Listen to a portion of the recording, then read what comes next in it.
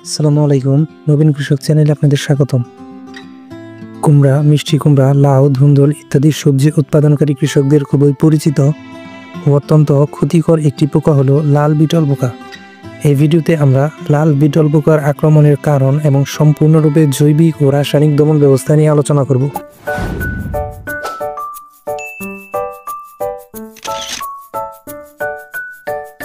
লাল beetle পোকাগুলো আকারে ছোট, গোল বা ডিম্বাকার হয়ে থাকে। সাধারণত গাছের বাড়ন্ত পর্যায়ে এই পোকার আক্রমণ করে বেশি। সবজি চাষের স্থানে অতিরিক্ত আগাছা থাকলে এই পোকার আক্রমণ বেশি দেখা যায়। আবার পাশাপাশি জমিতে একই জাতীয় সবজি চাষ হলে এক জমি হতে অন্য জমিতে পোকার বিস্তার ঘটতে পারে।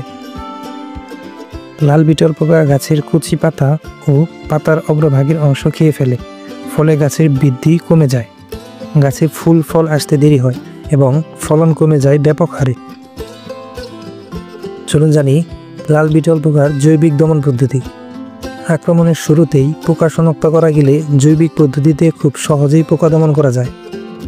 যে সকল জৈবিক দমন পদ্ধতিগুলো ব্যবহার করে বিটল পোকা দমন করা সম্ভব: নিয়মিত আগাছা দমন করে চাষাবাদের জায়গা পরিষ্কার রাখা, আক্রান্ত গাছের পাতায় শুকনো ছাই ছিটানো, মেহগনির বীজ পানিতে ভিজিয়ে স্প্রে করলেও ভালো ফল পাওয়া যায়।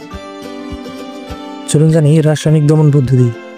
পোকার আক্রমণ মারাত্মক পর্যায়ে গেলে তবে রাসায়নিকভাবে পোকা দমন করতে হবে।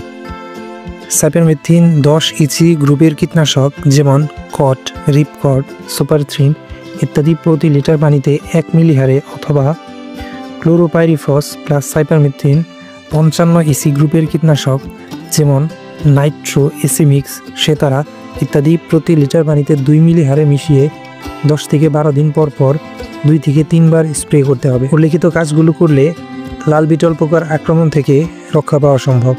ভিডিওটি ভালো লাগলে লাইক করতে পারেন, সাবস্ক্রাইব করেও চ্যানেলটির সাথে থাকতে পারেন, কারণ আমরা আছি আপনাদের কৃষি ও প্রকৃতির সেবায়।